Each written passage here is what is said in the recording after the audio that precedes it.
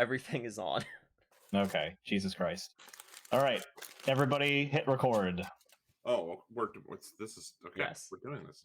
Hit I am recording. We're going in hot. All right, and then go ahead and clap on 22. I'm way early. And go It's ahead okay. and clap on 32. Nice little break. All right, hello, and you're listening or watching the Zone of Hot Truth, a weekly podcast and video show, apparently, where 4 aspiring DMs talk about their experiences, opinions, and hot takes. I'm Kevin. I'm Eric. I'm John, and check out my Twitter to buy some gasoline by the gallon. What's your handle? I don't actually. What? At Shell. You could have chosen anything. Grant Wonderland. No, I'm Grant, but don't tweet at me with John's bullshit there. Tweet at me with D&D stuff, not fucking John's gasoline scam. You can What about buy BNP it. stuff? You BNP can stuff. buy it by the Ziploc bag. Oh my that's god. taking my joke. That's perjury. Nobody knows. Nobody knows. I think Jesus. you're the first one who said that this evening. I think so. It's on the record now. Can you prove it that I made that joke? Second. I can prove it's on video right now. Anyway, There you okay, so is that everybody? Did everybody introduce themselves? All right, perfect. Yes. So, our topic for today, we're going to go ahead and continue what we did last time. So last time we talked about traps, and we were going to talk about puzzles, but we ended up kind of going a little long because we had a lot to say about that. So I believe puzzles are a mirror image to traps. So we're going to go ahead and just go through that. So puzzles, what exactly? I think we went through the definition of what a trap is. What is the difference between a trap and a puzzle? So a puzzle, I think, is like necessarily apparent. You know when you are interfacing with a puzzle, whereas a trap, it is a surprise. You're given a clue and then go. Can a trap become a puzzle? Yes, because I think I said in last episode that all traps can become puzzles, but not all puzzles are necessarily traps. Like they're very similar, but there is a slight difference between them because there is that element of surprise and unknown that hits you with a trap, and it's normally more immediate. Yeah. And if you miss it, there's nothing to solve because you missed it. The image I got was you walk through a hallway and suddenly like a huge wall comes swinging down at you, and you realize that the wall is a giant Sudoku. So now a trap and a puzzle. All right, so what kind of things make up a puzzle necessarily? So like we talked about, okay, so you're probably going to be interfacing with it when you know it's there, right? It's kind of a key feature of this. What is it? Is it like riddles and things and like an entire mystery, right? It's kind of a more amorphous, or what are we talking about here? I mean, it's really whatever you want to make it, and it really depends on what elements you're trying to highlight. Because I think that's where you have a lot more freedom when it comes to like using puzzles in your games. It's the sky's the limits, and however creative you want to get with it is really how creative you can be. It can just be riddles. It can be numbers. It could be levers. I mean, those are like the generic ones, but it could be so much more than that too. It could revolve. I don't know. I'm watching Eric be triggered by the. No. We're good. Trust me. Look, someone asked what riddles are. This will pay off later. I promise you. Now everybody can see your faces, but go ahead. Yeah. Puzzles, I think, have some. It ends up coming down to a bit of my big thing with puzzles. I think come down to the in character versus out of character distinction. A lot of the times it's the character solving the riddle, the puzzle, the number, whatever the cipher, but their characters, the characters are, but it's really the players. So I've always found that very interesting. It's an out of game solution to an in game problem. And usually without the mechanics of the in game thing, right? Yeah. Because technically. Rules investigation. Exactly. Yeah, it's the thing that gets you looking up from your character sheet to hopefully interface with other players and like think and talk stuff out, because it's a puzzle is one of the few things in D&D that there isn't a solution to a problem, to that problem on your character sheet. Well, that's a question of what game you're playing. I mean, please, we talked about that one before. That's also an issue of design, because I think good puzzles and riddles and whatnot should be designed in such a way that the answer isn't on the character sheet, or at least can't be solved with just a single roll or a single spell. So, are puzzles something that you guys always have in your games? I love the liberal use Yes, of air quotes, very really exaggerated air none of quotes. that, because I was thinking about this. Why is in regards to puzzles? So, for example, like you described it as kind of being it is something that is independent of the player, right? So it's usually the player who's doing it, not usually the character, because the character will probably just solve it based upon whatever their int score is. But what about in cases where you have like would you count like there is an overarching mystery of what's going on, for example, and there are a series of clues that you're using to piece things together, right? So the puzzle is like, what is going on in this situation, or something along, who killed this person, whatever, right? And you're taking clues, and I would call that a puzzle, right? Because you're trying to figure out exactly what's happening, right? You're connecting bits and bobs, and I think that's similar. I hadn't thought of that, but you're totally right. That is just like a different layer of, like, you're using, like, it's a puzzle of puzzles, right? You're assembling pieces to come to an answer. There's a solution. There are things that you're implementing in order to go towards a solution, right?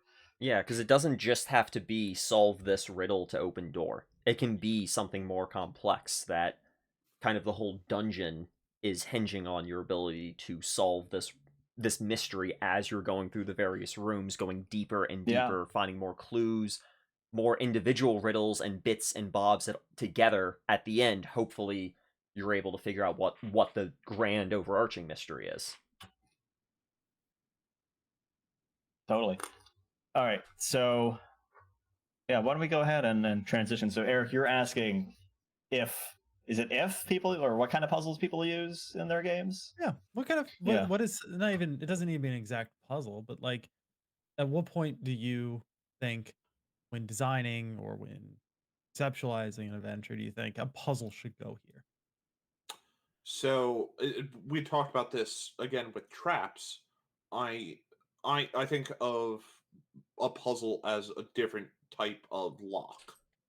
Again, it's meant to be a barrier. It's a thing to stop you. It's in security terms, there are three types of keys: something you have, something you know, and something you are. Something, and we're talking about something you know is puzzles, and that's also kind of where traps overlap. You know that the trap is there, therefore you know to step around it.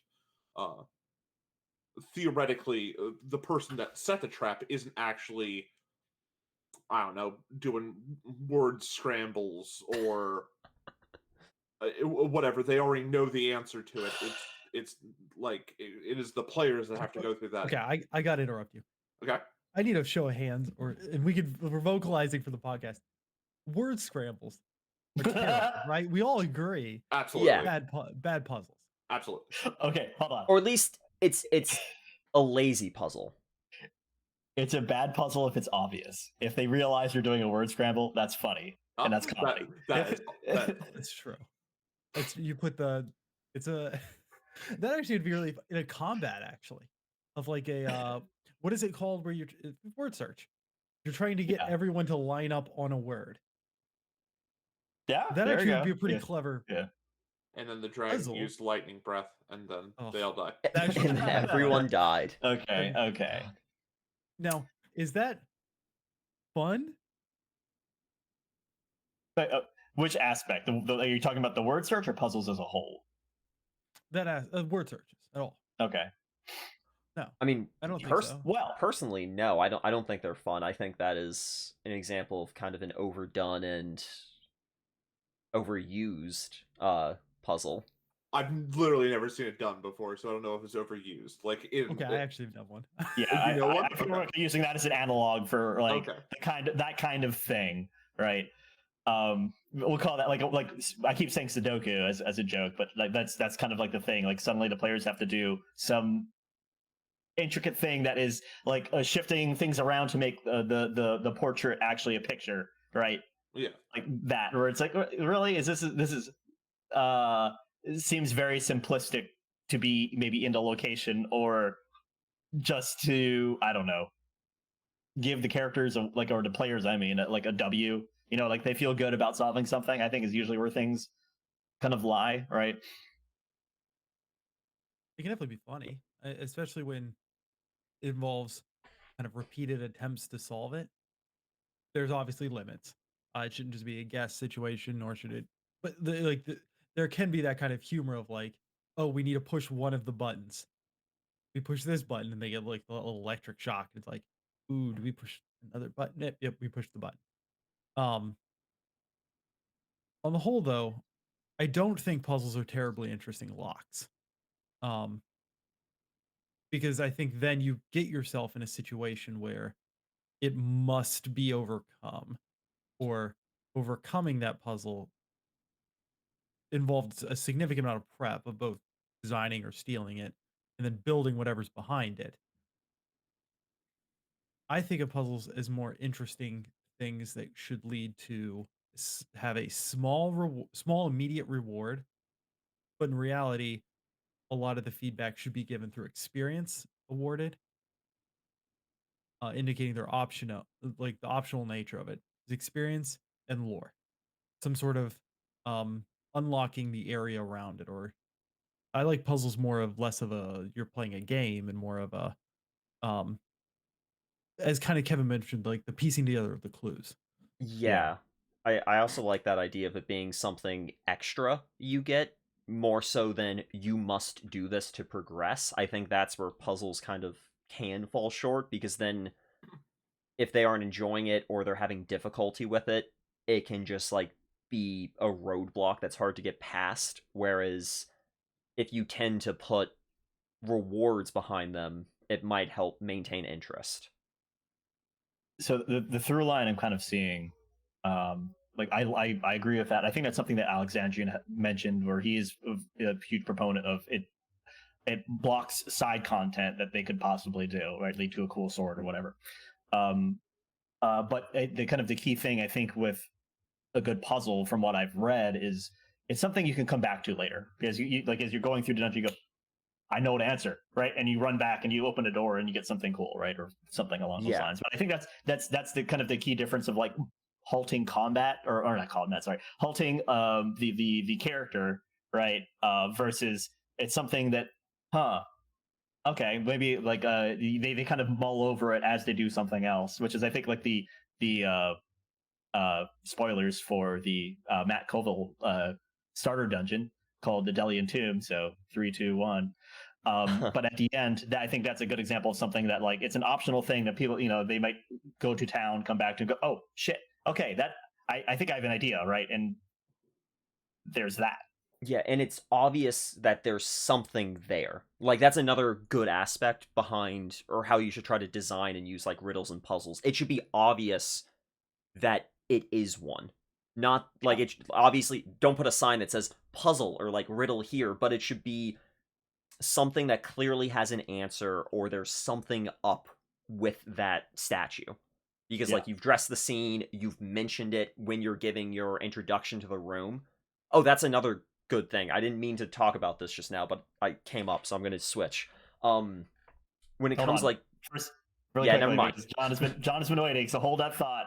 Go ahead, John. So I wanted to just throw in the you were talking about making it obvious. I do also. I guess this is getting off on more of a tangent, because I do think the next logical progression is it does have to be a fairly straightforward puzzle. The more complicated, the more complex, the more time a puzzle takes, the worse that it is. It should be. it's walking such a fine line because it can either be you don't want it to be just they do it and then it happens. Yeah. Because again, then why is it there? Gaussian lens physics. Yeah. Like, what is the angle of the virtual image displayed? Actually, I think you can make your puzzles and riddles as complex as you want, as long as you're willing to or accept alternate or creative solutions. Because when you're designing a puzzle or a riddle, or even if you steal one, the odds that your players will think exactly like you do is next to like 0 in some instances. So when you're designing these things and figuring out how you want to use them, you should either try to come up with like 1 or 2 alternate solutions that you'd be willing to accept, or if just in the spur of the moment the players actually come up with a really creative, interesting idea that engages with the dungeon or the puzzle in some other way, or even just a random unrelated bit of lore from 3 sessions ago that they think is like the genius answer, don't be afraid to just use that and roll with it. Because that lets you make complex and interesting puzzles, because if they get it, great. Yeah. And if they don't get it, just be willing to entertain other solutions that you didn't originally think of, if it makes sense. Isn't that as good? They're just good general DMing. Yeah, but I Right. think it's talking specifically it within is. the context of puzzles and riddles, though I think it does need to be said. No, I agree. But that's something I want to touch on, that most of D&D consists of problems where you don't know the solution, right? And your Mhm. job is to kind of like figure out how the players get their solution going, basically, right? And the puzzles are kind of an extension of that, except they're a little more constrained usually. Like you have very specific pieces of information that are in front of them that for them to experiment with. Eric? I do want to say one thing for new DMs specifically, or new groups. I think your first dungeon should have to have a puzzle. I think it is a quintessential part of the D&D Sampler. experience. Yeah. It should be there, like, whether or not you dislike them, whether or not it fully fits with the theme, you got to have a riddle. What You got to is your have favorite color? you got to have something, because it does kind of. But you also have to have in mind, how are you going to handle it?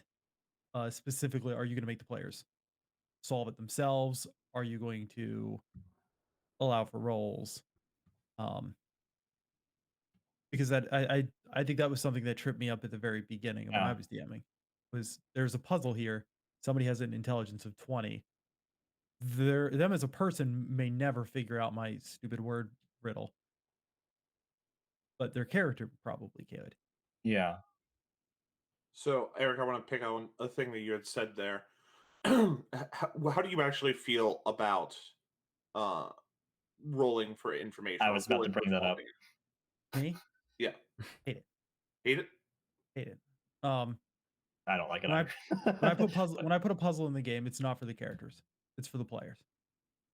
It's in world, and there's in world reasons for it. And I won't usually highlight the fact of who was the correct character that gave the correct answer. Because in my mind, a lot of the times it's the amalgamation of the team has developed the correct answer. But I really, really hate giving the answer away, because at that point, Yeah. why am I making a puzzle? At that point, I should just say an intellectual barrier is crossed. Everyone roll for intellectual initiative. So I like the I agree with you in the sense of just giving them the answer. I don't think is particularly interesting or fun. I know this is going to be a pretty hot take, but I like what Tasha's puzzles have in the way of watching Eric reel from that fucking haymaker across his jaw. What a great book. Really added a lot to that. Impossible Okay, impossible can of puzzles worms. with the answer being I'm glad no one is watching, so that's good. It's a fantastic book that I don't know what you want. WotC doesn't pay you for that opinion. Don't worry. They don't. You're safe here. But the idea of like hints is what they call them, but like nudges in the right direction of um as players start to ask questions, you can go, okay, roll me a perception check to notice these letters are slightly different to refine the puzzle. Or, well, what do I know about these creatures that this puzzle is based on? Roll me a nature check. I think that that's interesting and a way of, yes, it is using the character sheet, but you're engaging the character's knowledge with the world in the puzzle, and that's easier to bring world stuff into the puzzle mechanically. And I think it also depends a little on the type of puzzle, because there are instances where it can make sense to allow for some sort of perception check or history check, but I do agree with you, Eric, that you shouldn't just give out the answer ever based on a die check. But there's nothing wrong with giving hints if the players are struggling with it, if it engages with some aspect of their character in the world, or especially if this is just blocking optional content and not forward progression, then it's okay to have it be behind a skill check, because if they fail the skill check, well, you're not blocking progression to the boss of the dungeon. It's a side room. That's just going to be bonus content, essentially. So if they don't get it right here in this second, they can always come back to it. Like, I can't remember which one of you said it earlier. Like, it clicks 3 rooms later. Oh, crap, I know what the answer is. And they can always go back to it. So as long as it's not blocking progression, I think it can make sense sometimes. You don't have that John, moment, though. one last point. Go ahead, Eric, and then John. And we're You don't done. have that moment of it clicking if you give them an answer on a roll. You have to trust. It's a moment of like letting you. You're going up on the swing. You catch your breath. You're just holding it. You're letting your play. You're trusting that they don't know the answer yet. Maybe they'll solve it in a few minutes, but you got to be okay with the uncertainty of failure. Don't have them roll and then give them the answer, or even give them a hint that gives them the answer. Takes away from it, cheapens it. So, what I was going to say was, and I want you to again brace yourself, Eric, because I'm going to say Oh, something that I'm God. sure you've never heard before, but I'm going to compliment you. There is a puzzle that you had used that I think is an excellent example of a concept of soft barriers in puzzles. Um, in our first campaign, you had a bowl of curses that people drew from uh, that Oh. forced them to do different things: sing, talk, and rhyme, go That was blind. sexual. Oh yeah, absolutely. That was Deeply just gross. arousing. That's why I liked it so much. Like, take off Yeah. your shirt on camera. I'm like, oh, all right. Yeah, no, Eric Hey. had something specifically for each of us that he knew we would enjoy, and he knew you'd like that, Kevin. Yeah, mine was piss fountains. I know do you why enjoy you that. thought I would enjoy that. You have Anyway, to pass the troll. It's a puzzle. Anyway, I go like ahead. we were back at the compliment. yeah. Back to the compliment. You could have walked through the door at any time. It was just making it easier, and much like a trap.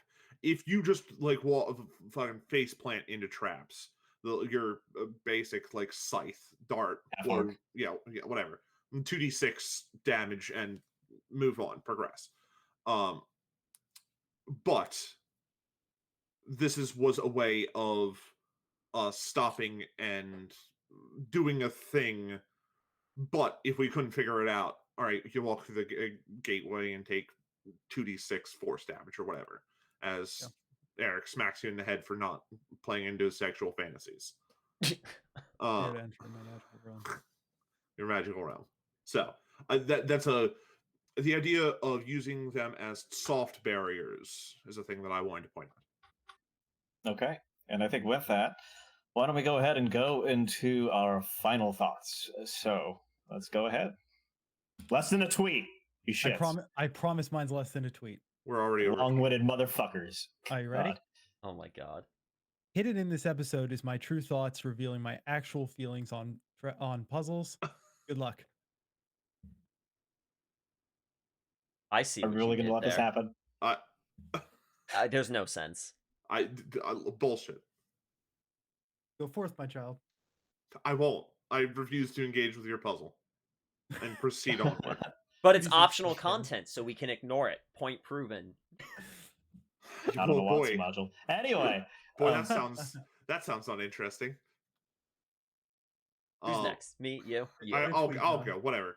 I know you go. I've been yelled at for being long-winded. Okay, so I realized I had a lot less to say about puzzles than I thought, but the big thing I want to stress again is be willing to accept optional or original or unplanned or original ideas your players come up with. Don't feel married to your solution. That's not the only possible way to solve a puzzle. If you run them that way, you run the risk of just frustrating everyone at the table. So be open-minded. I think my thoughts have been pretty well trodden because I'm wordy, so I'll say something that wasn't. It's letters, not words. So this is nothing. If you're playing in person, use props. People eat that shit up. Something that they can touch and that they can hold. It's super impactful for people engaging. There can be scraps of paper. It doesn't fucking matter. I used solo cups and a sack of nickels and pennies. It also saves you from having to repeat the riddle 12 times if you just write it out once and give them the paper. So, edit. Do it. Puzzles are cool. Okay. Yeah, I like that prop thing. The one thing I wish we would have touched on is no, those are puzzles. Talking about the feelings the DM goes through when players meet the puzzle, and the tenseness when they are struggling to solve that, and like the feeling of wanting to intervene to give information, you know, and then I'm a terrible DM. They don't know what's going on, and they continue. Like all of that is something I think we could spend an entire episode on. But I wanted to touch base. That is something that is very specific to things where there's a unknown solution.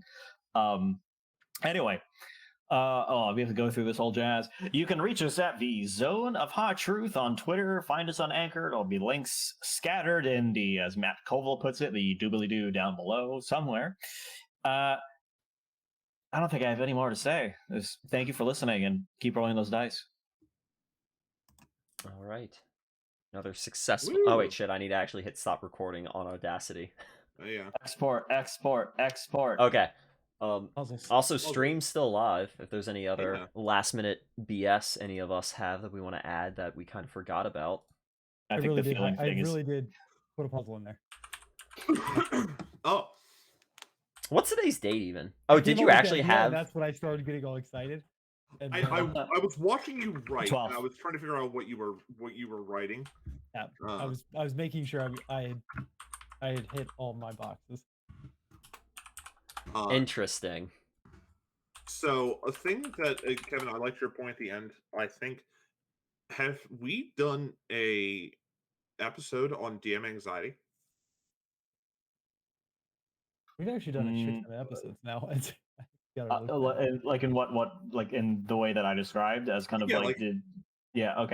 No, I don't think we have. The feeling of weightlessness is how I describe it. It's like yeah, that's good. That's a good way to put it. You're just like, oh god, is this going to fail, or is it's just fail, kill. Yep. Yeah. And you're just waiting, and you're like, oh, okay, they've resolved it. Yeah, I've had that feeling before. I think I'd like to do an episode on have it every time. Yeah. Every session. I get, because mine's odd. It is the first like 45 minutes of a session.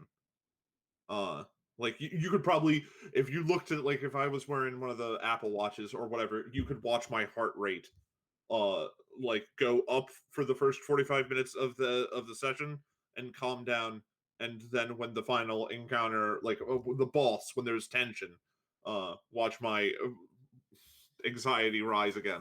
Because I think that's how it works for me too, John. Is right before a session, I'm like always get super nervous and panicky. It's just like, oh my god, this is gonna be the night where just everything's gonna come crashing down. I'm just gonna be buried under failure. And then after like 5, 10, 15, 20 minutes, it's just like gone. Because like once I get in the swing of things, I'm too busy to be worried, and I just forget about it. There's so much during though, like when they walk past a thing that'll make their life easier, like those kinds of moments, right? You're like, Oh. oh shit. Okay, here When they're we're approaching going in a hard trap, mode, boys. Yeah, when they yeah. approach a trap, and it's just like I hold my breath and hope one of them says the magic words I'm looking for, which is I check for traps. Do I find any? Thank God one of them said those words. Yeah, I was like, wait a minute. I'm being sarcastic. Yeah. No, see, yeah, when stuff like that happens, if they walk past something that I set up that was going to make it easier, or they just forget to check for like traps or something, like I don't really mind. I actually get kind of excited. It's just like, oh my god, the thing I actually planned is actually going to surprise them for once. Like the rogue isn't going to investigate and just find all the traps. It's like, yes, I'm going to get them. Because I don't want them to fail, but it's just like, But it's the moment of feeling they're about to fail, and how are they Yeah. going to react to that failure? Is this going to be is this time going to be a time where they barely pull it off and they have a ton of fun and everyone enjoys the entire 100% of the experience? Or is one of them Right. going to say the words, fuck this? Or and You're a bad and DM. you just wait and wait, and then Yeah. at the end, Or they roll their eyes, and you're like, yeah, yeah. that is a possibility. We've had bad experiences, I think, too. It's That's the part of reality. it. It's Yeah. reality. Eric has been through. I'm still convinced he's made up Yeah, half the stories. Like, I still have a I've hard time shared believing. probably too little. I am. Oh my god. I 100% believe it. I was there after those emotions, like hearing him like call me from the car in the Whataburger drive-through line. I love the Whataburger. I felt those emotions. Those were real emotions. Always muted so you didn't hear my order. I'm surprised. I You came didn't back to know that you were GMG. spending $3 on burgers. Yeah. Chicken though, it's so good. It's not the Yeah, I am a little surprised with how much shit you've mentioned that And you're I don't even still think playing. and the table I was at, I don't even think I would not call it a horror story game. In the slightest. There's worse. Absolutely, There's worse. way worse. Oh, it can always be worse. The worst is like There's proportional shit. Suffering is suffering, lesser, greater, or middling. It's all bad. I also really want to do a check-in on our resolution. Yes, still I have not actually listened to We it. talked about doing that next, so we should. I put actually that on had a the docket. thought about that when I was editing, because I pulled up Trello to just double check which episode I need to edit. And yeah, I saw like the resolution card. And I do think it would be fun to do an episode on that sometime soon. That would be It fun. hasn't quite been 6 months yet, so because I think yeah, you but said by the 6-month time- checkup, but By the time we're like actually putting it out, then Yeah. it'll be so fun. yeah. And that'll be fun. Yeah, fun. Even if it's not like what's it called? They're Like making we growth, get Kevin, it a doesn't matter. shit ton of listeners for it. I do think it's one of those things where It's healthy. it's Yeah. healthy, It's and more then so we for can us. always what I plan on doing in my last thoughts for it is setting another 6-month goal. Assuming I still need to I haven't assuming I completed whatever my goal was. I don't remember what it was. But I I plan think on- yours was 10 sessions in the system for the world that you made that we're playing in. You're like, you wanted to run 10 sessions of your OSR game. Regardless, I'm going to update whatever I think. But I'm glad that I very minimum did set a number. Yeah. I was a little nervous about Puzzle file. 'Cause Yeah, I think I mean, go ahead.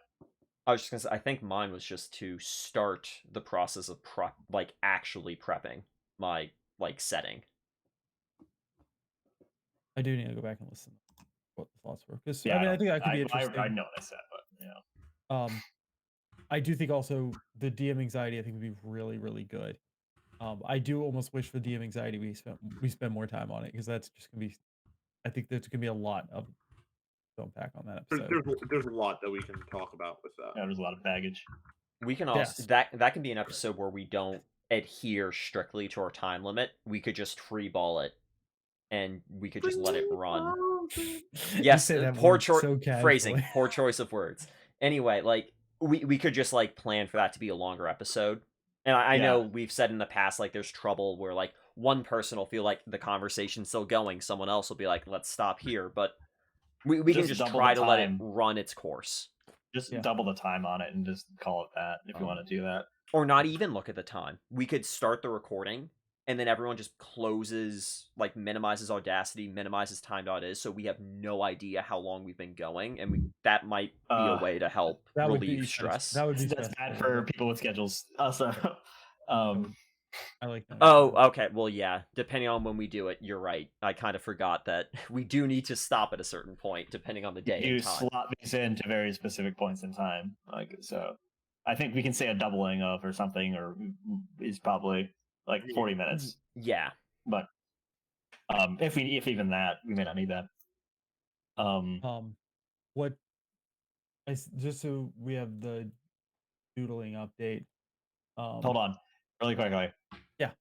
Is it time to end the stream? Yeah. Do we want to stop now? Oh yeah. Let's bounce. Go ahead and cut it here. Eric's home address is. Yeah. Well, I don't know when the fuck we're gonna do this next. I was gonna say some date, like God only knows. Eventually, You can reach us at Zone of Hot Truth or mail stuff to Zone of Hot Truth at book at Zone of Hot Truth. That's our Gmail.